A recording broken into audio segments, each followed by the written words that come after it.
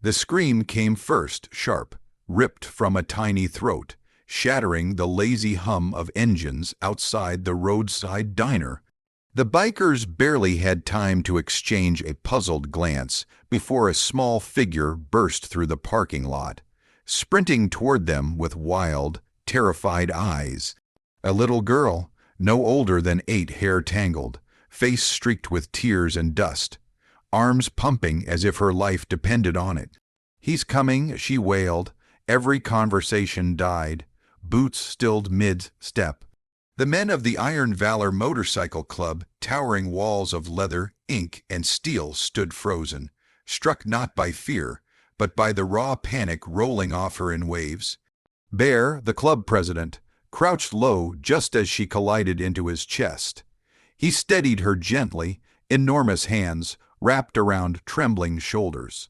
She was shaking so violently he could feel the tremors through his vest. "Easy, kid," Bear said, voice gravelly but soft.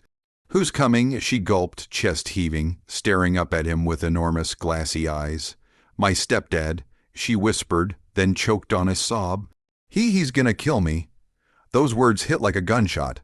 The men who moments ago were teasing each other over lunch now stood deadly still, spines stiff, fists clenching. The air turned heavy, electric.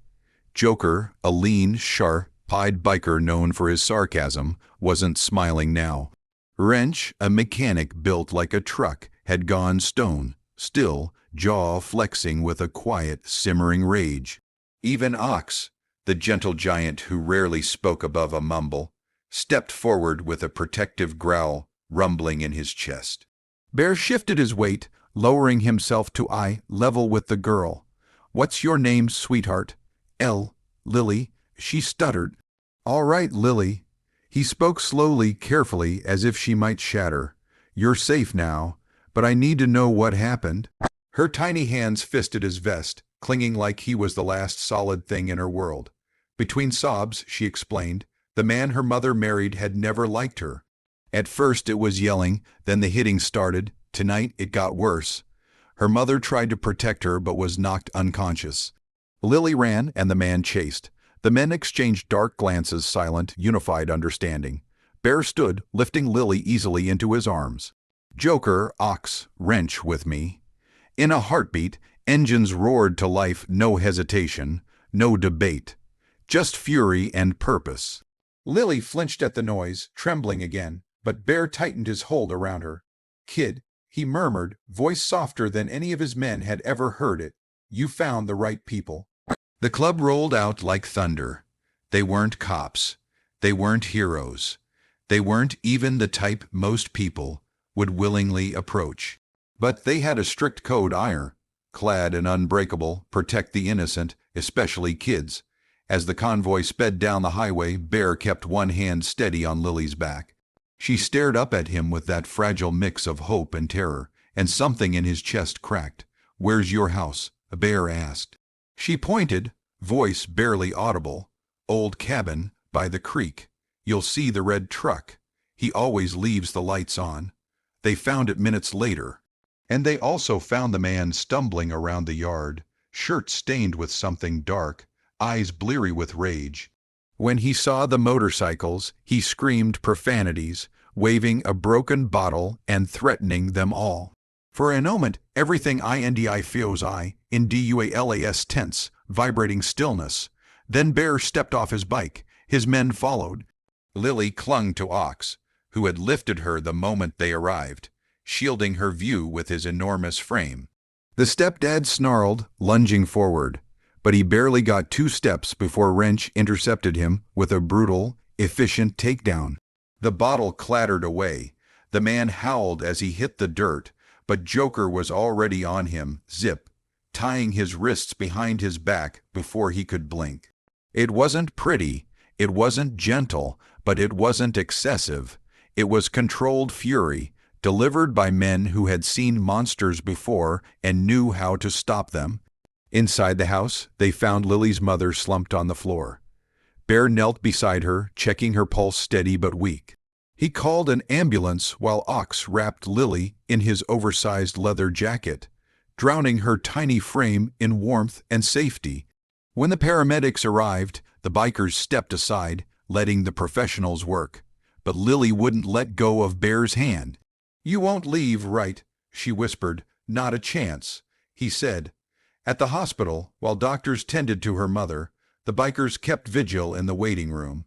They looked hilariously out of place, massive. Tattooed warriors perched on flimsy plastic chairs, but not one of them budged. Hours passed, challenges mounted, convincing the hospital staff that Lily wasn't in danger anymore. Talking calmly with police when they questioned the club's involvement, helping the mother stay conscious long enough to give her statement, ensuring the stepfather was taken into custody, not just slapped on the wrist. But every time something threatened to push Lily back into fear, the bikers closed ranks around her. When her mother finally awoke, voice trembling as she asked for Lily, the little girl sprinted into the room and collapsed into her arms. Relief flooded the space, warm and overwhelming, enough to make even Joker blink rapidly and cough into his fist. Bear stood back, arms crossed, expression unreadable under the weight of emotion. The mother looked up at him, eyes filling. "You saved my daughter," she whispered. Bear shook his head. "She saved herself. She ran. She found help. We just rode behind her."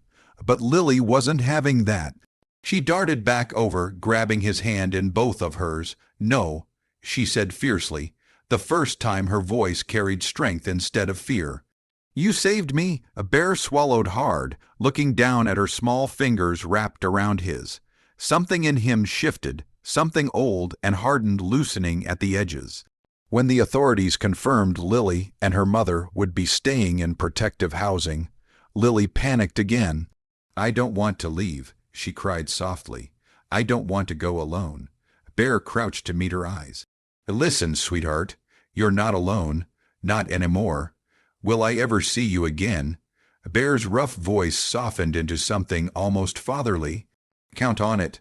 That promise wasn't thrown away casually. Not by him, not by the club. Within days, the Iron Valor MC arranged donations, fixed up the mother's car for free, and visited Lily weekly.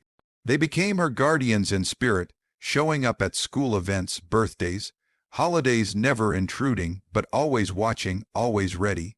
Lily grew stronger, her mother healed, and the club, hardened as they were, softened just a little because of a terrified little girl who ran toward them with a scream that changed all their lives.